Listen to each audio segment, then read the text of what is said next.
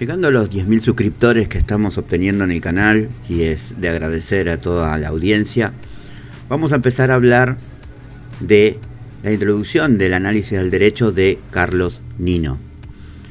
Vamos a tratar de hacer un especial, ¿sí?, de 5 capítulos, donde vamos a hablar en cada uno de los capítulos, obviamente, de este libro publicado en 1980, que fue revista, digamos, de la nota a Introducción al Derecho que produjo dicho autor. Hay que recordar que Carlos Nino fue un notorio filósofo y jurista que ganó gran notoriedad, digamos, en el análisis de la teoría del derecho en general. Empecemos. Carlos Nino, para poder empezar a describir su definición, partió de la relación del lenguaje con la realidad. Y obviamente esclareció dos corrientes, ¿sí?, sobre esta relación que tiene el lenguaje con la realidad. Por un lado, el realismo verbal. Los conceptos reflejan una presunta esencia de las cosas y las palabras son vehículos de los conceptos. Esto supone que la relación entre los significados de las expresiones lingüísticas y la realidad consiste en una conexión necesaria que los hombres no pueden crear o cambiar y solo reconocer. Esta concepción sostiene que hay una sola definición válida para la palabra y que se obtiene mediante intuición intelectual de la naturaleza intrínseca de los fenómenos denotados por la expresión.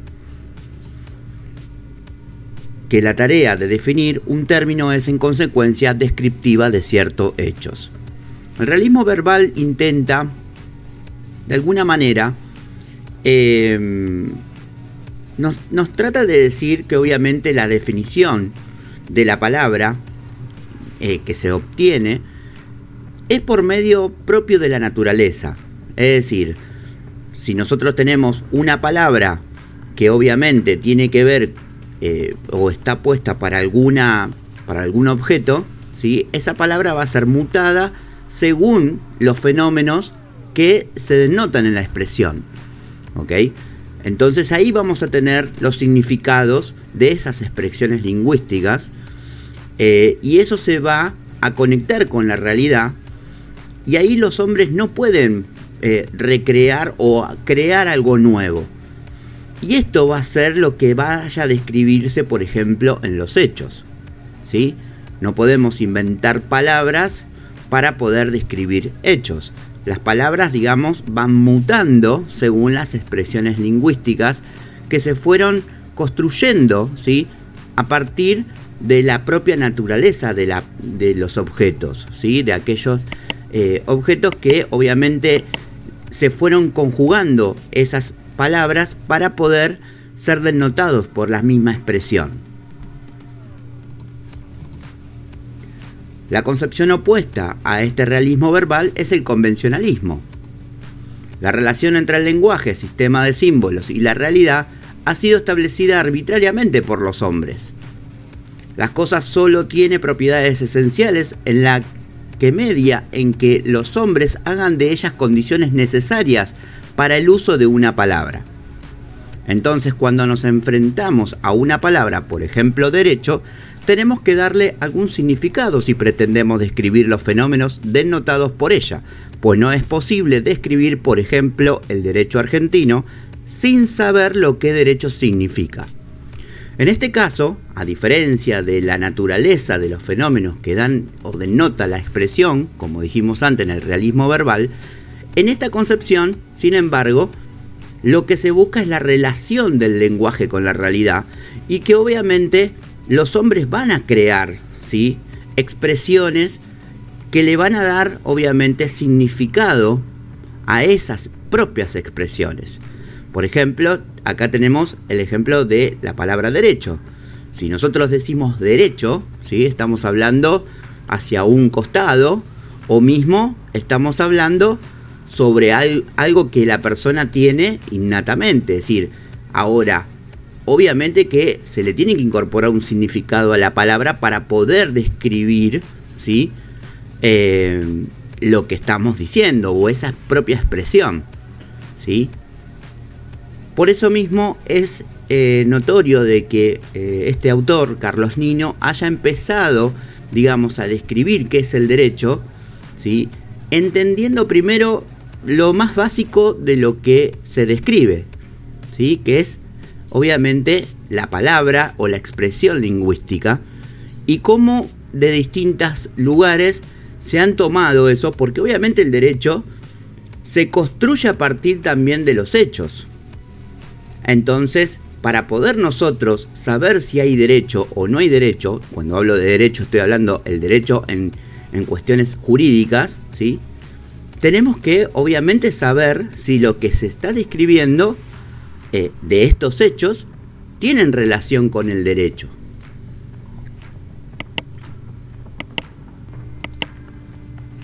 La palabra derecho es ambigua, ya que tiene varios significados relacionados estrechamente entre sí. Veamos estas tres frases.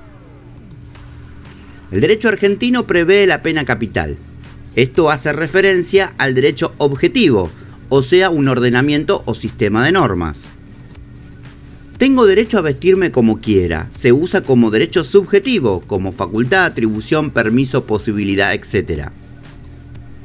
El derecho es una de las disciplinas teóricas más antiguas. Se refiere a la investigación, al estudio de la realidad jurídica que tiene como objeto el derecho en los dos sentidos anteriores.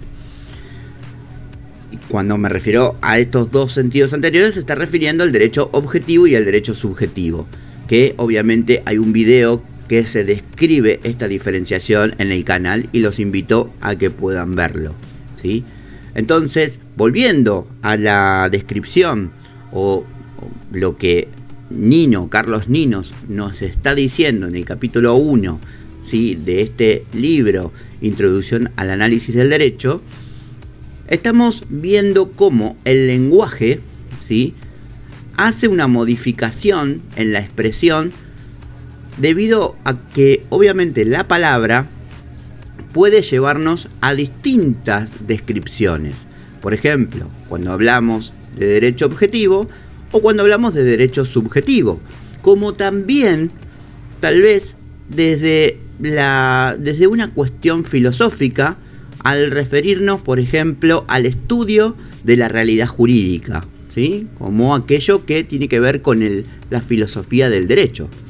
Entonces, vemos que la palabra derecho puede ser utilizada, digamos, de distintas cuestiones, y por eso la palabra derecho para este autor es ambigua, ¿sí?, que puede tener varios significados, varias concepciones, y puede ser tomada o utilizada para describir distintas formas que introyectan, digamos, a la expresión, ¿sí?, como derecho objetivo, cuando estamos hablando del ordenamiento; el derecho subjetivo, cuando estamos hablando de la facultad o atribución que tiene el ser humano; o la filosofía del derecho, cuando estamos hablando de del estudio de la realidad jurídica, digamos, ya sea en forma histórica o misma en su evolución, digamos, empírica. También resulta que la expresión derecho es vaga, ya que no es posible enunciar teniendo en cuenta el uso ordinario, propiedades que deben estar presentes en todos los casos en que la palabra se usa. El último inconveniente que presenta derecho en el lenguaje corriente es su carga emotiva. También es vaga la palabra derecho, y cuando hablamos del término vaga, estamos hablando de que no se sostiene muchas veces de decir, no es como una ley, ¿no?, que el derecho es determinada cuestión, sino que obviamente puede mirarse para otro sentido. Esto también lo hace, digamos, a las diferentes opiniones que hay sobre el mismo tema. Es decir, el derecho subjetivo no necesariamente tiene que ser una facultad o atribución al ser humano, también puede ser visto desde otro punto de vista, ¿sí?, como también el derecho objetivo no necesariamente tiene que ser un ordenamiento jurídico. Por eso, si hablamos solo de derecho, no podemos decir el derecho es ordenamiento jurídico o el derecho es facultad o atribución. Por eso tiene esta cuestión. Después, obviamente, que también hay que decir que tiene una carga emotiva, ¿sí? Derecho es una palabra con significado emotivo favorable. Cuando una palabra tiene carga emotiva, esta perjudica su significado cognoscitivo, porque la gente extiende o restringe el uso del término para abarcar con él o dejar fuera de su denotación los fenómenos que aprecia o rechaza. Esto provoca una gran impresión en la expresión y en el caso de derecho explica muchas de las diferencias entre las definiciones que sustentan los juristas. Estos son términos para terminar diciendo de que yo tengo derecho. Y cuando digo que no lo tengo, no lo digo directamente. Entonces, necesito muchas veces decir que yo tengo derecho, ¿sí? Para poder, obviamente, mostrarme como una persona que quiere hacer algo o quiere pertenecer a algo, o soy parte del colectivo, digamos, mundial, que puedo movilizarme, transitar, etcétera, etcétera. Entonces, de algún modo, la palabra derecho la utilizo, ¿sí? Para poder, mostrar de que uno está habilitado, ¿sí? A determinadas cuestiones. Como también uno la usa en defensa, ¿sí? Porque yo tengo derecho a que se me proteja, ¿sí? mi propia vida. Yo tengo derecho a que se me proteja la salud, por ejemplo. Entonces, tiene una carga emotiva la palabra derecho, que obviamente muchas veces perjudica el significado cognoscitivo de la misma palabra, ¿no? Esto se relaciona con la vieja polémica entre naturalistas y positivistas acerca del concepto de derecho. Bueno, ¿por qué habría una vieja polémica entre naturalistas y positivistas? Porque obviamente sabemos que el naturalismo, ¿sí? Que habla del origen del derecho humano, que es inherente al ser humano, que el derecho es inherente al ser humano, hace una gran distinción sobre el derecho escrito del positivismo. Y muchas veces, como la palabra derecho está utilizada dentro del positivismo de manera muy ambigua y vaga, entonces se puede terminar interpretando qué es lo que uno tiene para poder estar habilitado a realizar determinada cuestión, a pertenecer a determinada cuestión, ya no. Y obviamente eso hace que se crea su polémica en el significado o esta emotividad. Y en cambio en los naturalismos uno diría, bueno, en el naturalismo el origen, que es el derecho humano, yo soy ser humano. Entonces, directamente la carga emotiva, digamos que es casi nula porque está definida. Lo que pasa es que el naturalismo no escribe muchas veces, o sus propias definiciones no están escritas dentro de lo que es la ley, ¿no? Es decir, están en forma implícita y esto provoca estas ambigüedades, que sea vaga y obviamente la falta de la carga emotiva.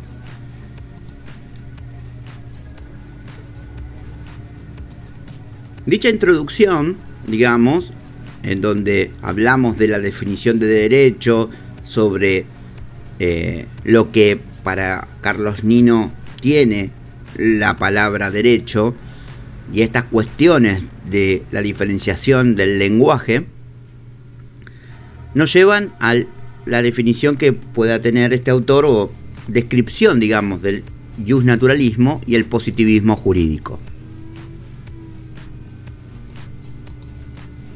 La vieja polémica entre el justnaturalismo y el positivismo jurídico gira alrededor de la relación entre derecho y moral. Mientras que el justnaturalismo sostiene que hay una conexión intrínseca entre el derecho y moral, el positivismo jurídico niega tal conexión.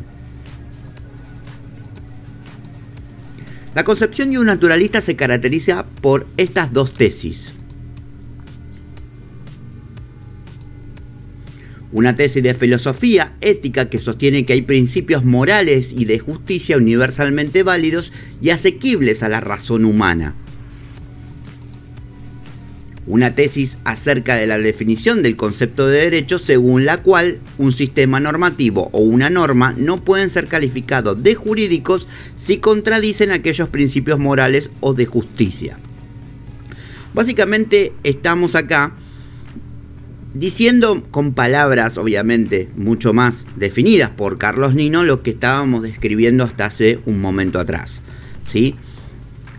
La concepción iusnaturalista, ¿sí?, tiene una tesis donde obviamente hay una relación, ¿sí?, entre los principios de derecho y los principios morales y de justicia, ¿sí? ¿Por qué? Porque obviamente, como dijimos antes, es necesario, ¿sí?, para el iusnaturalismo de que se tengan en cuenta estos principios a la hora de leer la ley. Si no se tienen en cuenta los principios morales para el iusnaturalismo, ¿sí?, entonces digamos que de algún modo, y hacemos digamos una lectura totalmente rígida dentro de lo que es la ley, de lo que dice, obviamente que se pierde la calidad en algún punto de lo que implica o lo que significa un ser humano, una persona, e incluso también su derecho, ¿sí? Porque obviamente entonces, a razón de verlo, no habría justicia, ¿sí?, sino que estaríamos directamente destinados o ligados a que si la ley dice determinada cuestión, cualquiera puede venir a sostenerse sobre esa ley y nadie podría defender su propio derecho, es decir, su principio moral y de justicia, ¿sí? Uno necesita un principio moral y de justicia para poder defenderse, por ejemplo, de una empresa que está abusando de su posición monopólica, por ejemplo. ¿Por qué? Porque la empresa está haciendo cosas en contra de la ley. Si sacamos la cuestión monopólica, está haciendo debidamente su trabajo. Es decir, da trabajo a la gente, hace lo que tiene que hacer, siempre se maneja por los puntos o los bordes de lo que tiene como derecho, ¿sí? Ahora, si ese derecho que tiene esta empresa perjudica la situación de alguna persona, ¿sí?, entonces estamos perjudicando ¿qué? Justamente los principios morales de justicia. Entonces, la tesis del iusnaturalismo sostiene de que esta tesis filosófica ética, ¿sí?, hay que tener en cuenta de que siempre la ley tiene que haber principios morales y de justicia y se deben relacionar con el sistema normativo, ¿sí?, para que estos puedan ser calificados de jurídico.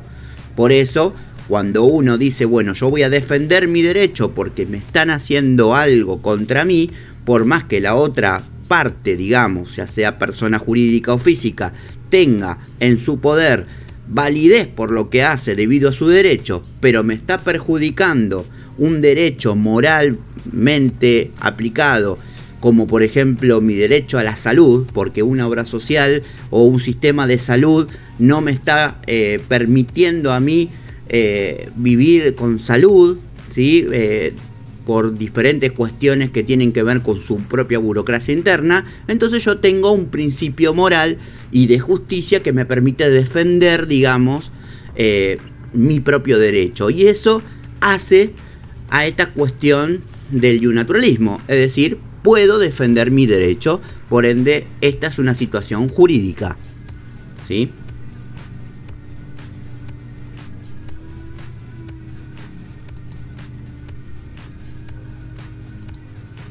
Si bien los iusnaturalistas defienden estas dos tesis, discrepan acerca del origen de los principios morales y de justicia que conforman el derecho natural y de cuáles son estos principios. El iusnaturalismo teológico cuyo más destacado representante fue Santo Tomás de Aquino, sostiene que el derecho natural es aquella parte del orden eterno del universo originado en Dios que es asequible a la razón humana. Ningún orden positivo tiene fuerza obligatoria si no concuerda con los principios de derecho natural. Cuando hablamos de esto, cuando dijimos de principios morales y de justicia, en este naturalismo teológico estamos diciendo que estos principios morales o de justicia los impone, digamos, una fuerza divina o, digamos, aquello que en el eterno universo se originó por Dios, ¿sí? Entonces, de algún modo, digamos que acá hay un principio o un acercamiento, ¿sí? Para no sacar la palabra principio, un acercamiento a que el origen del derecho natural obviamente es originado por Dios, ¿sí? Y a partir de ahí el derecho se maneja desde los principios morales de justicia que ha dado hacia esa idea de que, bueno, Dios da, digamos, los principios morales y de justicia.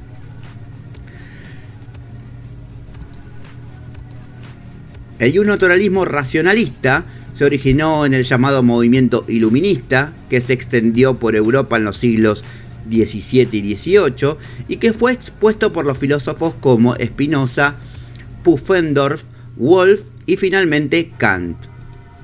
Según esta concepción, el derecho natural no deriva de los mandatos de Dios, sino de la naturaleza o estructura de la razón humana. Es decir, pasamos de un principio moral y de justicia que da Dios, ¿sí?, a un principio de moral y justicia que está, digamos, originado desde el ser humano, desde la razón humana. Entonces, el derecho necesita una relación de principio de moral y justicia desde la razón humana que debe relacionarse, ¿sí?, obviamente, con el sistema normativo o la norma que surja, ¿ok? Para tener en cuenta la diferencia entre naturalismo teológico y naturalismo racionalista está en el origen de los principios morales y de justicia. Esta es la gran diferencia entre estas dos concepciones dentro de una misma concepción como el naturalismo. Después de este último movimiento surgieron otras corrientes naturalistas. La concepción historicista, de autores como Savigny y Pucha, pretende inferir normas universalmente válidas a partir del desarrollo de la historia humana. Otra corriente naturalista difundida en el siglo XX en Alemania principalmente se funda en la naturaleza de las cosas. Esta es la concepción defendida por autores como Dietze, Mayhofer y Wetzel, que sostiene en general que ciertos aspectos de la realidad poseen fuerza normativa y constituyen una fuente de derecho a la cual debe adecuarse el derecho positivo.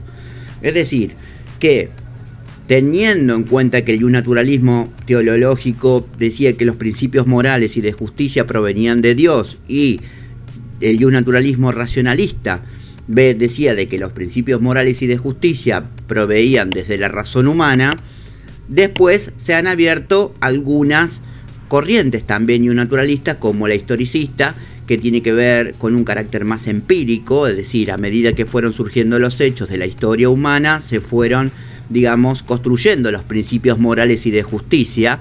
Y otra, por ejemplo, la naturaleza de las cosas, ¿sí?, donde obviamente mientras vamos viendo, parecido a lo del realismo verbal, ¿no?, es decir, estas cuestiones de los fenómenos que surgen propios de la naturaleza van haciendo, digamos, de alguna forma, conceptualizaciones sobre los principios morales y de justicia, y esto van a tener que ser relacionados con los sistemas normativos que se vayan construyendo.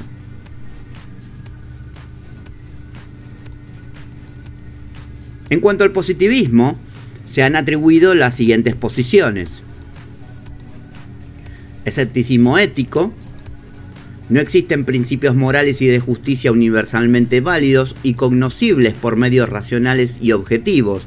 Los únicos juicios cuya verdad o falsedad es divisible racionalmente son, fuera de los juicios analíticos cuya verdad está determinada por su estructura lógica, los juicios que tienen que ver con el contenido empírico. Estos, los autores, digamos, que están más sobre esta situación fueron Kelsen, ¿sí? Y Ross, que también tenemos un video sobre esta cuestión de cómo Kelsen define a la norma jurídica y Ross en un primer momento. Pero acá tenemos algo muy parecido a lo último que estábamos hablando de, por ejemplo, la corriente historicista, ¿sí? Pero con la diferencia de que no hay principios morales y de justicia, ¿sí? Sino que hay juicios cuya verdad o falsedad es decisible racionalmente, ¿sí? Y esos juicios tienen que ver con el contenido empírico, es decir, mientras va surgiendo, digamos, determinados hechos, ¿sí? Que son pensados racionalmente, ¿sí? Van obviamente a determinarse juicios que van a sentenciar, ¿sí? Contenido empírico, y obviamente no va a haber principios y morales de justicia, sino que va a haber leyes nuevas, ¿no? Es decir, va a haber un hecho que va a traer una forma de ver las cosas, va a haber otro hecho que va a traer otra forma, y así sucesivamente la ley va, digamos, reconstruyéndose empíricamente al pasar la historia humana, ¿sí? Pero sacando la cuestión de principios morales y de justicia, ¿sí? Que, por ejemplo, definían los historicistas, ¿sí? Sin embargo, no todos los positivistas comparten esta tesis. Pensadores como Bentham y Austin creían en la posibilidad de justificar racionalmente un principio moral universalmente válido, del cual se derivan todos los juicios valorativos. Es el llamado principio de utilidad, al cual sostiene en sustancia que una conducta es moralmente correcta cuando contribuye a incrementar la felicidad del mayor número de gente. Esta es una posición, digamos, que es como decir, si el naturalismo produce, es una relación entre los principios morales y de justicia y el sistema normativo, acá, digamos que estos autores o esta corriente definen de que sí existen principios, ¿sí? Como el principio de utilidad, que en sustancia es cuando una conducta de parte de algún ser, ¿sí?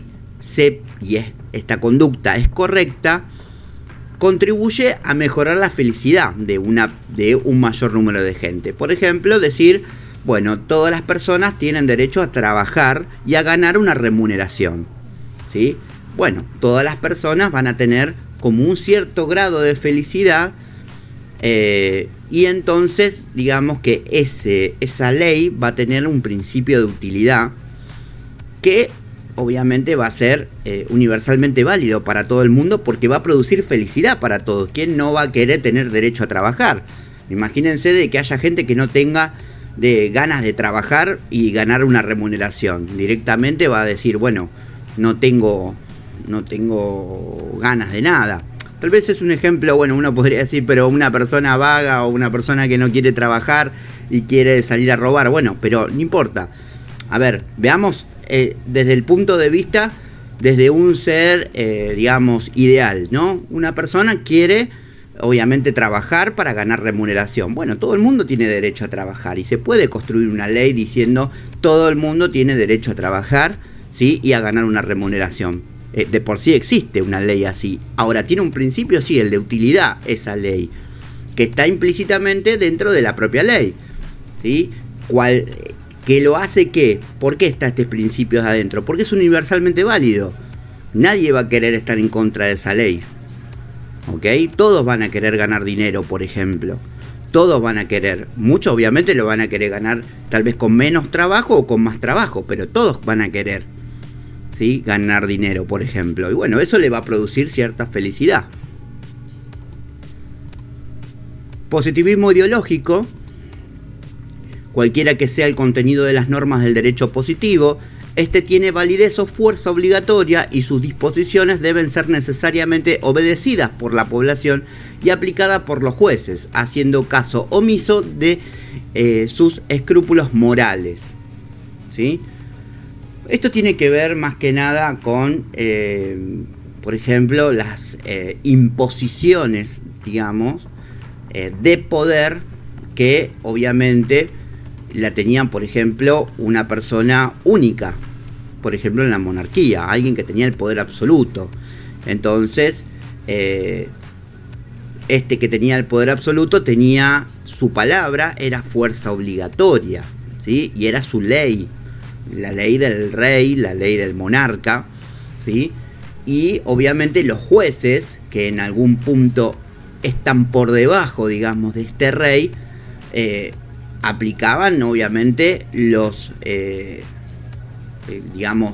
estas leyes, más allá de si estas leyes eran justas o no, ¿sí?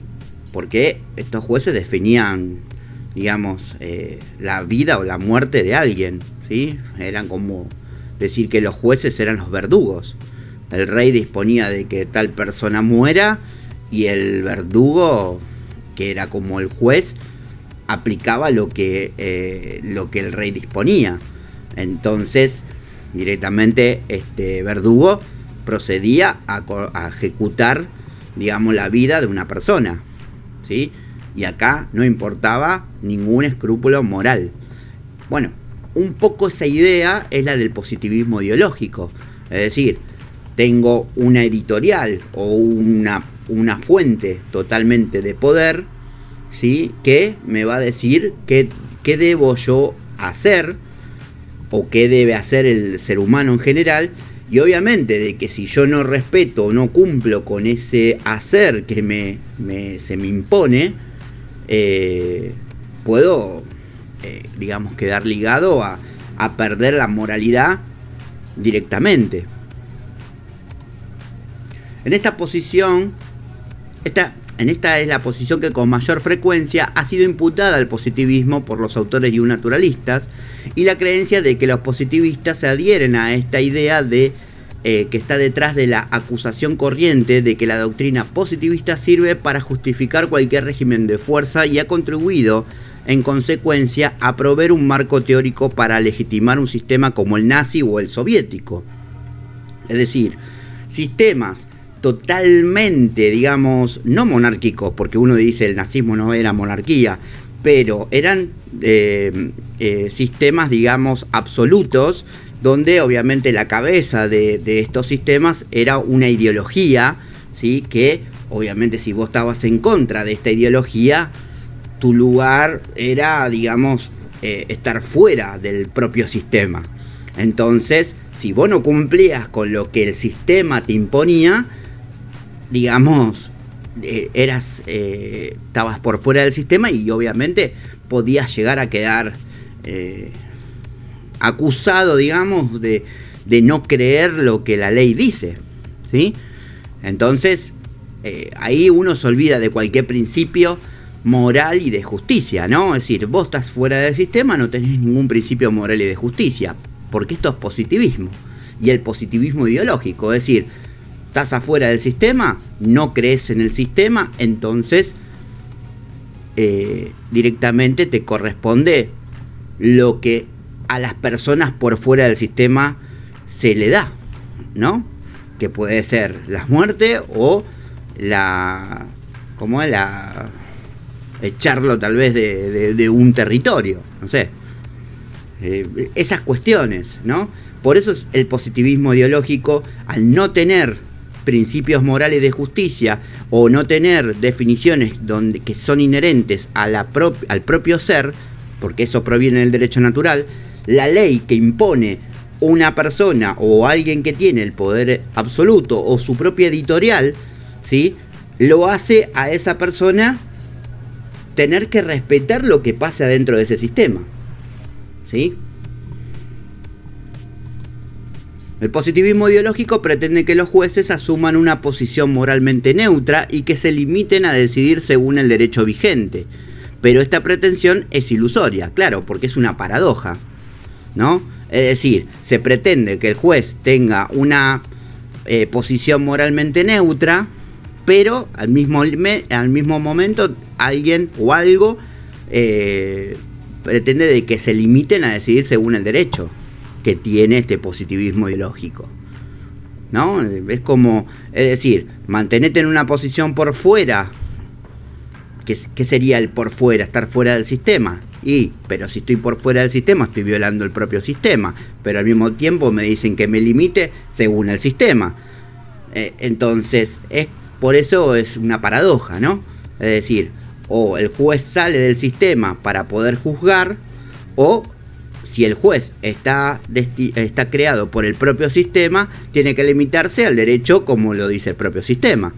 Es una cuestión ilusoria o propiamente paradójico. Los principales representantes del positivismo son Bentham, Austin, Hart, Ross y Bobbio. Están lejos de ser positivistas en el sentido ideológico, ¿no? Es decir, estos son autores que están por fuera, digamos, que están. Pero para tener una definición, vamos viendo, según en este libro de Introducción al Análisis del Derecho de Carlos Nino, que lo que juega acá es la relación, ¿sí?, entre los principios morales y de justicia, ¿sí?, con el sistema normativo que provenga ya sea de un poder absoluto, como lo puede ser un rey, un monarca, o propio un referente, ¿sí? No necesariamente tiene que ser un rey, tiene que ser un referente que lleve a todo el resto de su comunidad a pensar como él. Y si vos no pensás como él, estás por fuera de ese sistema normativo. Pero en el positivismo no hay principios morales de justicia, sino que directamente hay, digamos, una salida de la ley.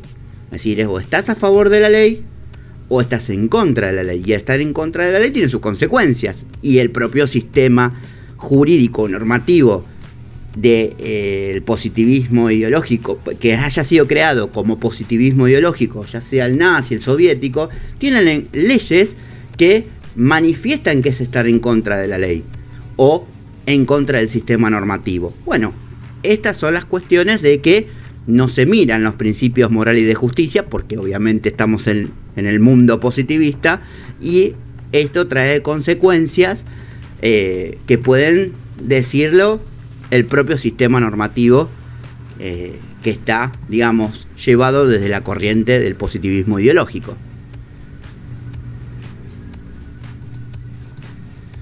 Después tenemos el formalismo jurídico. El derecho está compuesto exclusiva o predominadamente por preceptores legislativos, o sea, por normas promulgadas explícita y deliberadamente por órganos centralizados, y no, por ejemplo, por normas consuetudinarias o jurisprudenciales. También sostiene esta concepción que el orden jurídico es siempre completo, ¿sí?, o sea, no tiene lagunas, consistente, no presenta contradicciones, preciso. Sus normas no son ni vagas ni ambiguas. En suma, el orden jurídico es un sistema autosuficiente para proveer una solución unívoca para cualquier caso concebible, ¿sí? Bueno, saliendo, ¿sí?, de lo que veníamos hablando, el formalismo jurídico pretende de algún modo, ¿sí?, de que digamos que toda norma sirva, no haya normas con cuestiones interpretativas diferentes, sino que, dicen, el orden jurídico está muy clarito, entonces es consistente, es decir, no hay algo que uno pueda decir algo distinto, ni tampoco nadie se le va a poder discutir, es preciso, nadie puede interpretarlo diferente y es autosuficiente, ¿sí? Va a tener solución para todo, ¿sí? Como en el caso de las tesis examinadas precedentemente, tampoco es verdad que los principales representantes del positivismo se adhieren a esta concepción del derecho. ¿Y por qué?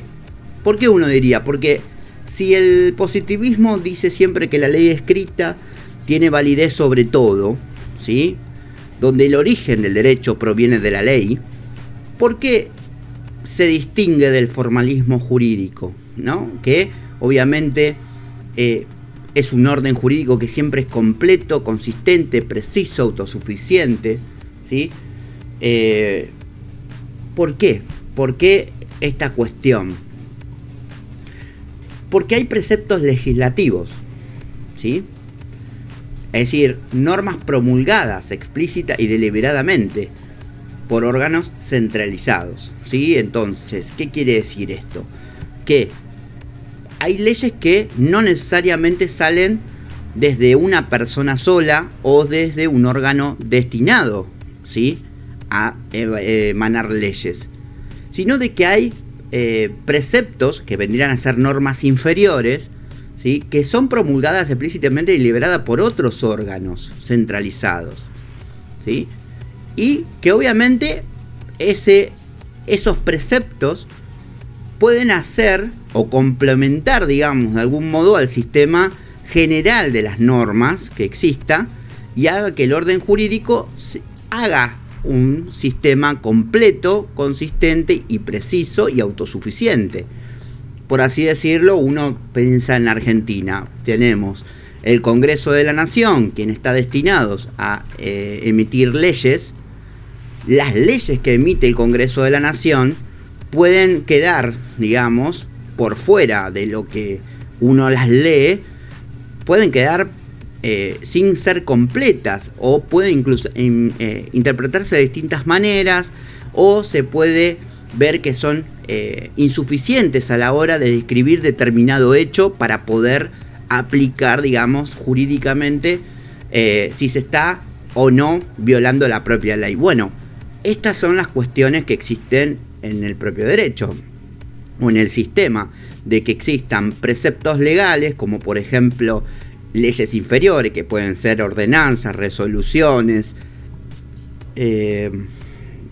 circulares para algunas situaciones, normas inferiores que puedan describir de algún modo, ¿sí?, o complementar y hacer que la orden, o mejor dicho, que la ley principal sea más completa, más consistente, más preciso, ¿sí?, y que sea un sistema autosuficiente. Por eso, los principales representantes del positivismo se adhieren a esta concepción porque encuentran un sistema preciso. Es decir, encuentran de que, a ver, si yo quiero ver el derecho por las leyes, que por ejemplo, no sé, vamos a poner un sistema monárquico, ¿no? Un rey dice, esto es así, ¿no? O pone una ley. Esa ley, si nadie la tiene por debajo o la describe más o la amplía más, ya no sería completa esa ley. Entonces, por eso la ley escrita es tan fundamental, porque se necesita, aparte de la ley, preceptos legales. Ejemplo, los decretos reglamentarios en Argentina, ¿sí?, que los decretos reglamentarios vienen a tratar de describir mucho de lo que dice la ley, ¿sí? Y así sucesivamente. Por ejemplo, resoluciones o más, haciéndose este engranaje, o mejor dicho, esta ramificación, donde terminamos explicando cada cosita. Pero bueno, esto de completo es una utopía, ¿no? Porque siempre va a haber un hecho distinto que pueda traer como cierto paradigma, ¿sí?, o como un nuevo paradigma, un nuevo juicio de si esta ley está realmente completando todo el sistema o orden jurídico. Bueno, este es un gran debate. Obviamente que esto, digamos, de alguna forma hace a la contradicción de que no hace falta los principios morales y de justicia, porque la ley es suficiente, ¿sí? La ley o el orden jurídico es un sistema completo, consistente, preciso y autosuficiente. No me hace falta a mí ir a revisar los principios morales y de justicia que tenga una persona, porque ya la ley me lo está mencionando. Y por eso estas cuestiones, tengo una ley, tengo preceptos legales, etcétera, etcétera, etcétera. Por lo contrario, tanto Kelsen como Ross y Hart sostienen claramente que un orden jurídico puede estar integrado no solo por normas legisladas, sino también por normas consuetudinarias y jurisprudenciales, y no se pronuncian acerca de cuáles de estas normas tienen prioridad. Claro, ¿por qué? Porque cuando hablamos de sistema completo, estamos diciendo de que, bueno, la ley tiene que describir todos los hechos, todas las circunstancias, tiene que definir bien cuánto es un derecho más importante que otro, cosas totalmente imposibles, ¿sí? Por eso Kelsen, Ross y Hart le hacen, digamos, una salvedad a esta situación e integran de que, a ver, también tiene que haber lectura de normas consuetudinarias y jurisprudenciales. Porque tal vez haya jurisprudencia donde hechos similares ya han pasado y obviamente por sana crítica de jueces han definido mejor la situación, ¿sí?, que se está planteando, la controversia que surgió o la violación de derechos que hubo. Entonces, digamos que, a ver, lo de sistema completo, consistente, preciso y autosuficiente es una utopía, siempre va a haber baches. Bueno, Kelsen, Ross y Hart le agregan, digamos, la suma de las normas consuetudinarias y jurisprudenciales. Después tenemos el positivismo metodológico o conceptual. El concepto de derecho no debe caracterizarse según propiedades valorativas, sino tomando en cuenta solo propiedades descriptivas. Según esta tesis, las proposiciones acerca de lo que el derecho dispone no implican juicios de valor y son verificables en relación a ciertos hechos observables empíricamente.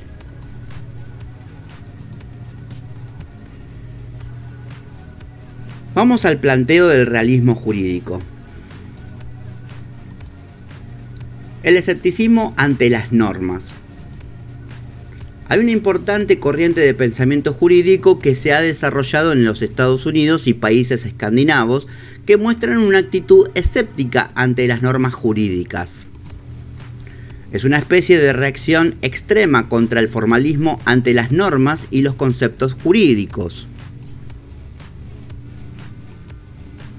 Los países del denominado derecho continental europeo, Francia, Alemania, Italia, España, etc., y la mayor parte de Iberoamérica, predomina entre los juristas un pronunciado formalismo ante las normas. El hecho de contarse en estos países con una amplia codificación del derecho dio pie para que los juristas asignaran a esos sistemas y a las normas que los constituyen una serie de propiedades formales que no siempre tienen precisión, univocidad, coherencia, completud, etc.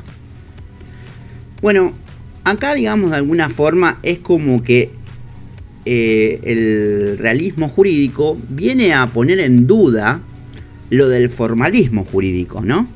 ¿Por qué?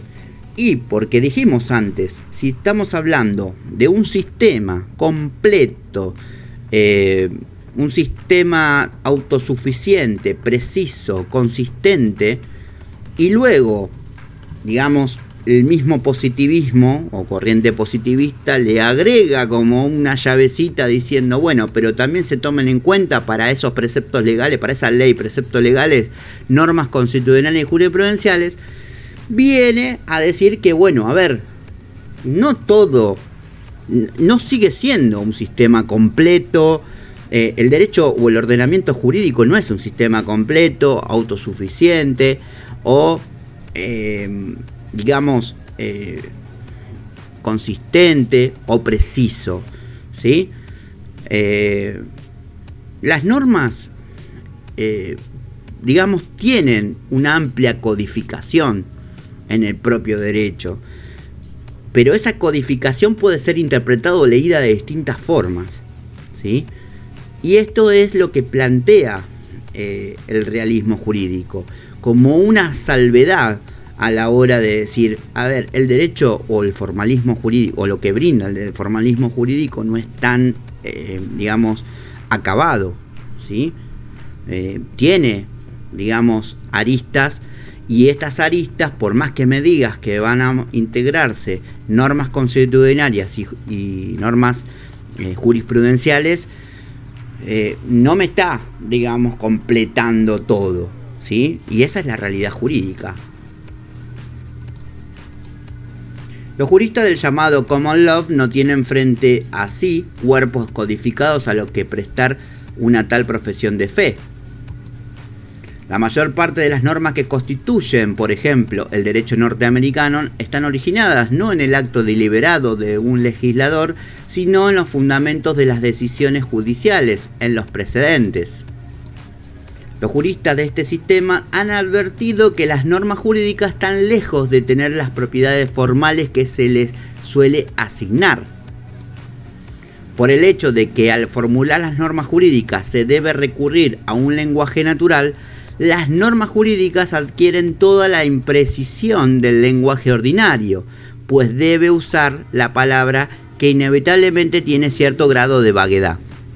Bueno, ¿qué quiere decir esto? ¿Qué es lo que tenemos acá? Que el derecho no ha sido construido, digamos, de una sola forma, ¿no? Es decir, han habido diferentes pensamientos donde algunos han integrado, digamos, la realidad como los naturalistas, donde han aplicado principios que tienen que tener las leyes morales y de justicia, por ejemplo, o el positivismo, los diferentes tipos de positivismo, donde en algunos casos era más rígido y otros más flexibles. Pero ni siquiera el más flexible ha podido abarcar todo el sistema normativo y decir que todo es positivismo, ¿ok? ¿Por qué? Porque obviamente la propia ley escrita, ¿sí?, presenta vaguedad. ¿Por qué? Porque sus palabras en sus expresiones lingüísticas producen diferentes interpretaciones, ¿sí? Y obviamente que eso, ¿a qué lleva? A que, volviendo a la definición de derecho que definía Carlos Lino, que la palabra derecho es una palabra vaga, ambigua y obviamente con una cierta carga emotiva, ¿sí? Entonces, tenemos que ver esta cuestión, la imprecisión del lenguaje ordinario.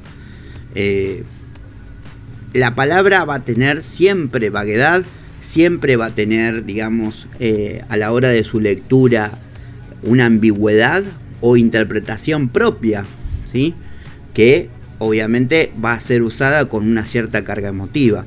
Pero bueno, sacando la cuestión de la carga emotiva, la palabra derecho es ambigua y vaga. Y así como la palabra derecho, todos los conceptos que pueden estar integrados en una ley. Entonces, de alguna manera, las aristas se ven cada vez más grandes dentro de lo que se plantea como formalismo jurídico, es decir, de un sistema acabado, completo, preciso, consistente y autosuficiente. Vamos viendo que a pesar de que se le agreguen otras normas que puedan, digamos, complementar, ¿sí?, el sistema jurídico o el sistema normativo, sacando el tema de los principios morales y de justicia, vemos que vamos encontrando cada vez más aristas. ¿Y cuáles son esas aristas? De que las propias palabras dentro de las leyes pueden ser interpretadas de diferente forma o las o de diferente significado, ¿sí? Entonces, esto es lo que plantea el realismo jurídico, ¿ok? A diferencia de lo que es un formalismo jurídico y de lo que vendrían a ser los sistemas, ya sea positivistas, y mismo así también el naturalismo, porque el naturalismo, si bien sale de las cuestiones escritas y de las leyes, no deja de advertir, como lo dice Carlos Lino, de que hay una real relación entre principios y un sistema normativo, ¿sí? Entonces, ese sistema normativo, por más que sea escrito o no escrito, va a tener también, digamos, de algún punto de vista, cierta vaguedad o ambigüedad en su significado. Por otra parte, las normas jurídicas más importantes son generales. Cuando se formula una norma general, se tienen en cuenta ciertas propiedades relevantes de las situaciones consideradas como objeto de regulación. Pero como los legisladores no son omniscientes, no prevén todas las combinaciones posibles de propiedades que pueden presentar en el futuro distintos casos. De este modo quedan casos sin regular y casos en los que se le da una solución diferente. Estas observaciones han debilitado la confianza de muchos juristas en la certeza de las normas jurídicas. Pero una cuestión es decir que el derecho está integrado por normas jurídicas, pero que éstas no tienen las virtudes que el formalismo jurídico les asigna, y otra muy diferente, que el derecho no consiste en absoluto en normas jurídicas. Una gran vertiente del realismo norteamericano y algunos juristas escandinavos dieron efectivamente el segundo paso, ¿sí? Entonces, estamos viendo, ¿sí?, de cuál es la conclusión que sacamos al encontrar que el sistema normativo o el orden jurídico presenta tantas aristas en esta cuestión, o tanta vaguedad o tanta propiamente ambigüedad. De que obviamente hay muchos casos o por ejemplo hechos que sucedieron, como así también la creación de normas generales, de que pueden ser vistas o pueden ser solucionadas de diferentes maneras, ¿sí? Y este es un gran problema que ha traído la desconfianza de muchos juristas a encontrar de que las normas jurídicas no son certeras, ¿sí? Entonces, este es un gran problema que ha surgido a la hora de la filosofía jurídica en general, ¿sí? De que la norma jurídica, o por lo menos para más que nada los positivistas, porque el naturalismo, si bien no, digamos que el sistema normativo lo relaciona, digamos, con los principios y demás, pero también ha sido un problema para el naturalismo y para el positivismo estas cuestiones de que todo lo que surge o todo lo que se lee es interpretativo y tiene muchas aristas, y obviamente tiene demasiadas interpretaciones, y obviamente produce desconfianza de los propios juristas para poder decir, bueno, esto es derecho, esto no lo es, ¿sí? Vamos al examen crítico del realismo, el papel de las normas jurídicas. Según los realistas, hay que traer el derecho a la tierra y construir una ciencia del derecho que describa la realidad jurídica con proposiciones empíricamente verificables. Si buscamos hechos, ¿qué más podemos encontrar que constituya el derecho que las decisiones judiciales? Cuando Holmes y Llewellyn nos dicen que el derecho consiste en un conjunto de profecías sobre la conducta de los tribunales, ¿en cuál de sus diferentes sentidos usan la palabra derecho? ¿Se refieren a la ciencia jurídica o al objeto de estudio de la misma? Nos están hablando de la ciencia del derecho. Son los juristas y los abogados los que supuestamente harían profecías sobre la conducta de los jueces, y no los mismos jueces y los legisladores. Entonces, empezamos a hablar ahora de la crítica, ¿sí? El examen crítico que se le hace al realismo. ¿Por qué? Porque así como fuimos pasando de las definiciones del justnaturalismo, de lo que necesita para el justnaturalismo para ser considerado como tal, para encontrar, digamos, el sistema más perfecto, o si no el positivismo, los diferentes formas del positivismo, pasando por el formalismo y encontrando todas las aristas que el realismo le encuentra al formalismo, ahora también vemos otra situación dentro, que es el examen crítico al realismo, ¿sí? Que es, obviamente, que necesitamos buscar una forma para poder solventar un régimen, ¿no? Un régimen donde se puedan proteger las libertades, las garantías y propiamente los derechos de las personas. Entonces, lo que tenemos que buscar para que el sistema sea más perfecto, ¿sí?, es tal vez sacarlo de lo que es esta cuestión del lenguaje, que obviamente era una propuesta al comienzo de todo esto, sino llevarlo a lo que es la ciencia, ¿sí? es decir, con hechos comprobables, con hechos verificables, ¿sí? Empíricamente, para que uno pueda, digamos, judicializarlo, utilizarlo jurídicamente y así definir soluciones o resoluciones, ¿sí? Entonces Holmes y Llewellyn va a decir de que el derecho consiste en un conjunto de profecías, ¿sí? De la propia conducta de los tribunales, es decir, ya la pelota está pateada hacia los propios tribunales, que van a tener que definir, digamos, como ciencia, digamos, lo que es el derecho y qué es el derecho para ese determinado caso, por ejemplo. Y ya no va a ser sino profecías, digamos, de lectura que uno pueda tener desde el afuera, ¿sí? De cómo van a definir esos tribunales, sino que va a ser sobre la conducta que van a tener esos jueces y los propios abogados dentro de lo que es, digamos, un proceso, lo que va a empezar a definir al derecho. Entonces todavía no sabemos qué es el derecho, o sea, el objeto de estudio de la ciencia jurídica. La respuesta es que si la ciencia del derecho consiste en predecir decisiones judiciales, entonces el derecho no es más que un cierto conjunto de tales decisiones. Sin embargo, aquí cabe hacer otra pregunta: ¿cómo sabemos quiénes son los jueces? El realismo no brinda una respuesta coherente a esta cuestión, ya que admite la existencia de normas que dan competencia a ciertos individuos para actuar como jueces, ya que no hay ninguna propiedad natural que diferencie a los jueces de quienes no lo son, sino que la distinción depende de que unos estén autorizados por ciertas normas y otros no. Como dijimos, Holmes y Llewellyn dicen o proponen en el examen crítico al propio realismo, es decir, traer el derecho a la tierra, ¿no? Vamos a pensar un poco qué pasa con esta cuestión de que no encontramos la definición de derecho, por así decirlo, ¿no?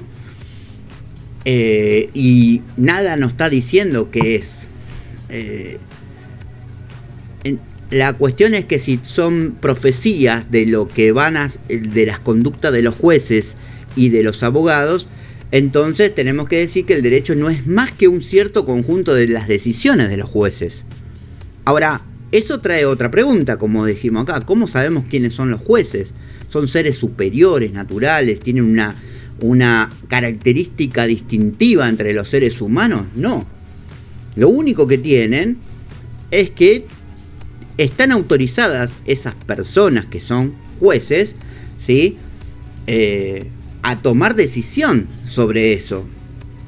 Entonces su conducta va a ser, digamos, la que va a determinar resoluciones sobre un caso. Por eso tenemos que ver que el juez no es más que un individuo que está autorizado, ¿sí?, por ciertas normas dentro de un sistema normativo a describir lo que es el derecho.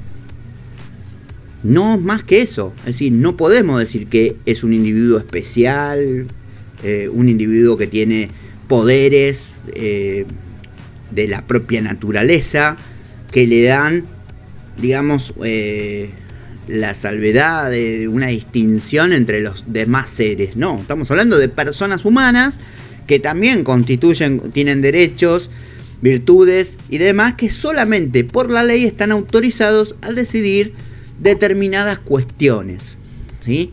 Y va a ser su conducta la que van a profetizar, ¿sí?, cómo van a resolver. Entonces el derecho es lo que hablan los jueces.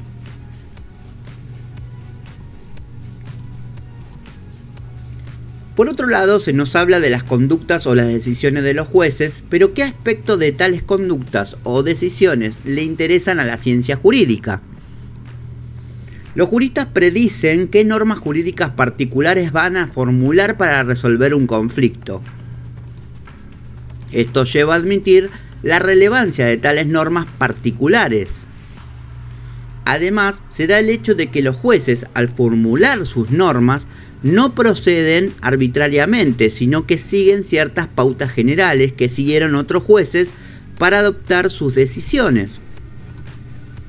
¿Qué clase de normas son estas? El realismo sostiene que esas normas no son jurídicas, sino que son morales. Bueno, estamos dando todo una discusión, o Carlos Nino nos presenta una discusión, una gran estudio bien puntual de lo que es el derecho, ¿no?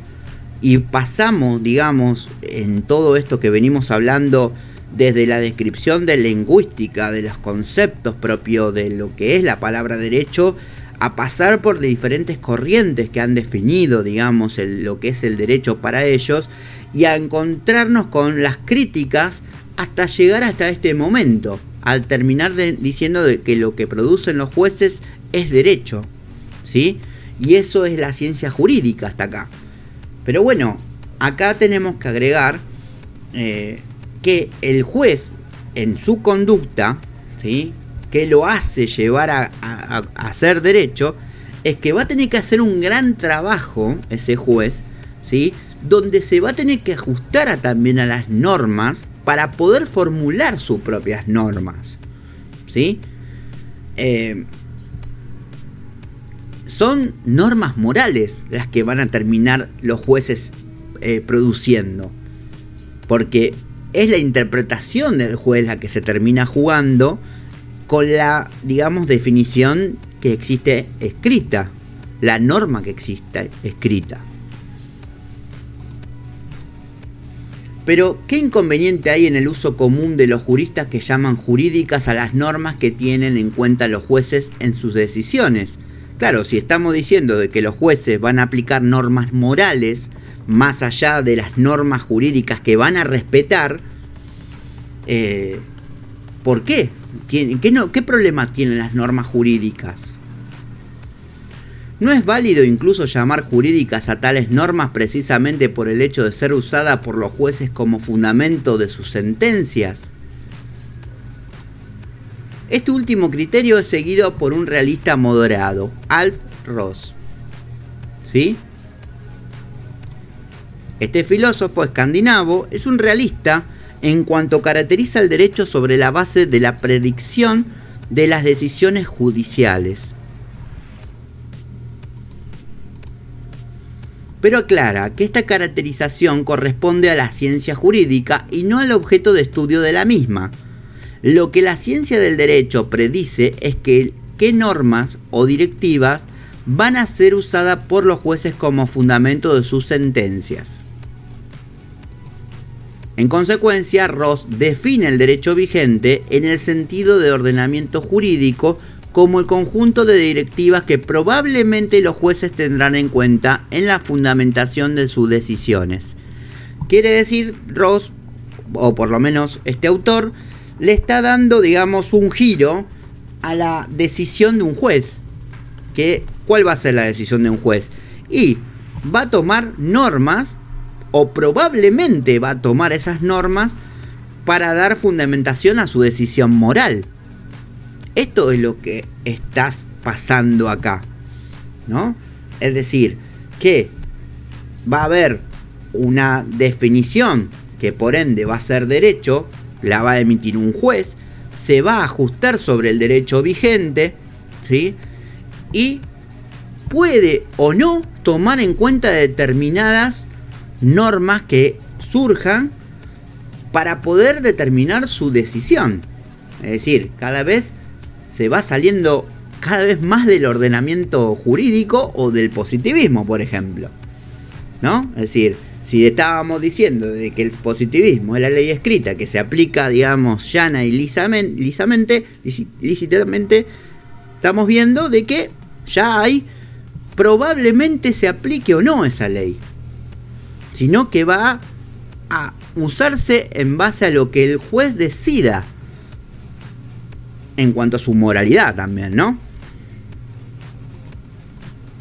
De este modo, las corrientes realistas más razonables no eliminan las normas jurídicas del análisis jurídico, sino que proponen criterios verificables empíricamente para determinar cuándo las normas integran un sistema jurídico dado.